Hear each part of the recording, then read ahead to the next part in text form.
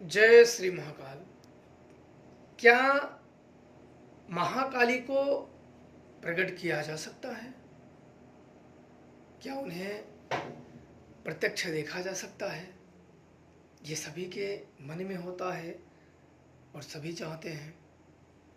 महाकाली एक बहुत ही भयंकर शक्ति है, पर आप किस रूप में साध रहे हो वो बहुत मायने रखता है। किस रूप में आप उनको ध्यान कर रहे हो। सौम्य रूप का ध्यान कर रहे हो तो सौम्य रूप में आएंगी, विकट रूप का ध्यान कर रहे हो तो अति वो विचित्र है और विकट रूप है। इन्हें कोई बिरला ही साध पाता है, सबसे ये सदती नहीं है। इनके भक्त और पुजारी और साधक तो अनगिनत हैं, पर साध कोई कोई ही पाता है। इन्हें सब नहीं साध पाते हैं। जिनका गुरु सच्चा हो, जिनका गुरु इनका भक्त हो और जिन्हें स्वयं ही माता ने चुना हो, वही किसी को सधवा पाता है, अन्यथा इतने जल्दी नहीं सधती हैं।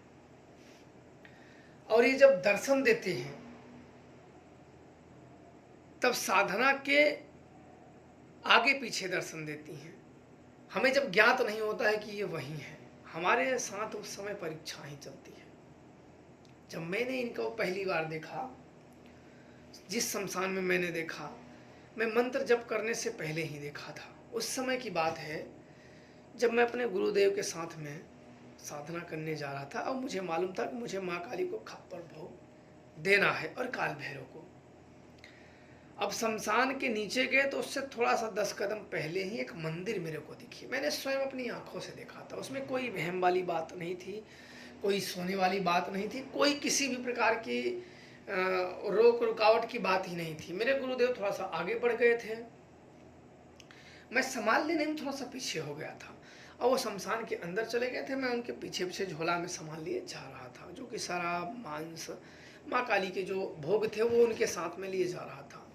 अब वो आगे नीचे गए, रात का अंधेरा था। वो कितने दूर पे थे मेरे गुरुदेव मुझे दिखे नहीं, पर जब मैं वहाँ शमशान से लगभग 10 कदम दूर रहा तभी मेरे को शमशान में एक मंदिर दिखी, करीब 4.5-5 फुट के बराबर होगी, और उसमें एक दीपक जल रहा था।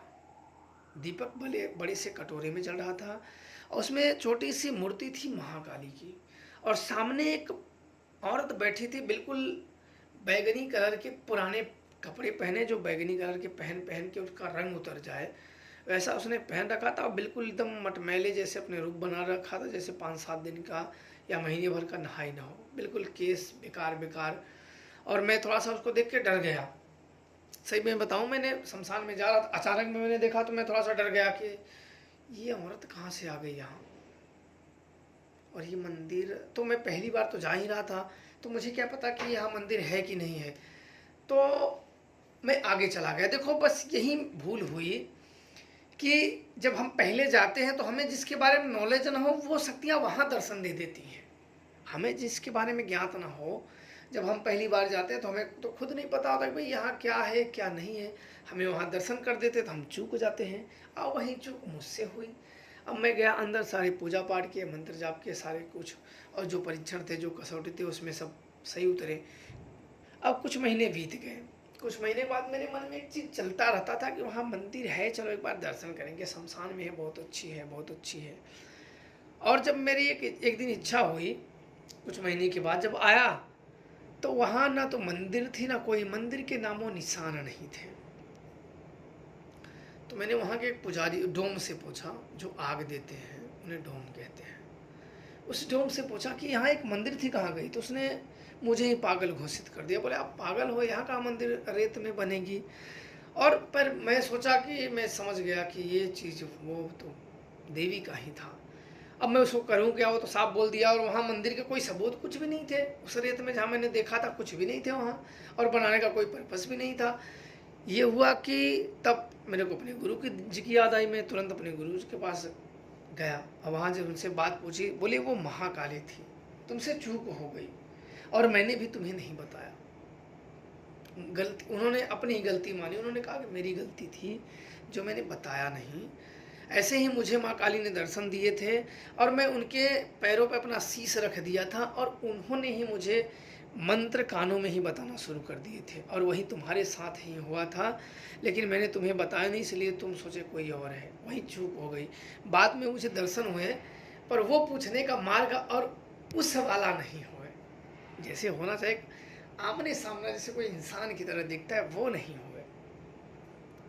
जो बात हो सके, जो अपने वो बोल सके, मैं सुन सकूं, मैं बोल सकूं, वो सुन सके, वो वाली बात नहीं हो। तो देवी दर्शन देती हैं, लेकिन ऐसे सिचुएशन पे देती हैं जिसके बारे में हम जानते ही नहीं हैं और उसमें हम अड्ड बड्ड भटक जाते हैं या कुछ गलतियां कर बैठते हैं या कुछ कमियां कर बैठते हैं और इसलिए हमारा वो व्यर्थ चला जाता है।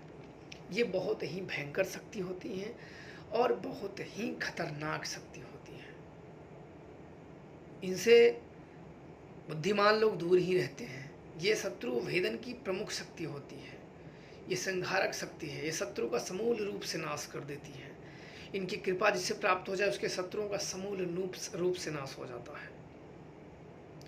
कितना भी प्रबल शत्रु हो, ये बहुत ही विकट हैं और हर शक्तियों को सम्मन कर सकती हैं, हर शक्तियों को बांध सकती हैं, हर शक्तियों को रोक सकती हैं, किसी का भी अंत कर सकती हैं, किसी का भी सर्वनाश कर सकती हैं, किसी को भी भूत प्रेत माया से आज़ाद करा सकती हैं, किसी को भी भूत प्रेत, कोई भी भूत प्रेत लगा सकती हैं। ये बहुत ही मायावी शक्ति है। ये साक्षात्कार यम के समान है। इनकी कृपा अगर मिल जाए तो अकाल मृत्यु वो व्यक्ति नहीं मरता है। पर सच्चे गुरु का सानिध्य होना बहुत जरूरी है और सच्चे गुरु के सानिध्य में ही ये शक्तियाँ प्राप्त होती हैं, अन्यथा ये प्राप्त नहीं होती। अगर प्राप्त तो रहेंगी भी तो गलत लोगों के संगत में ये त्याग देती हैं और पीछे श्राप दे देती हैं और वो बहुत ही जल्द शराब फलीभूत होने लगता है। उसके जीवन में, उसके शरीरों पे अनेकों समस्याओं का संकट छा जाता है और फिर उसका जीवन दुखमय बीतने लगता है। तो इनके बहुत सारे गुप्त प्रयोग हैं, थोड़ा बहुत मैंने आप लोगों को बता दिया है। आप लोगों को कभी ऐसे दर्शन का मौका हो तो चूकिएगा नहीं, कर लीजिएगा। जो मन की बात हो जो है वो जरूर पूछ लीजिएगा। साधारण इंसान साधारण भाषा में जवाब देता है। उनका एक परीक्षण है कि आप दैविक बातों को पूछिए, जिस बातों से आपको इंसानों को कोई उम्मीद ना हो कि ये मेरे उत्तर दे सकते हैं, वो ऐसी बातों को प्रयोग करें जो आपको ज्ञान मिले और उस ज्ञान पे चल सको। खुश रहो और आप लोग प्रसन्न रहो। आप लोगों को माता रानी का दर्शन हो। जय श्री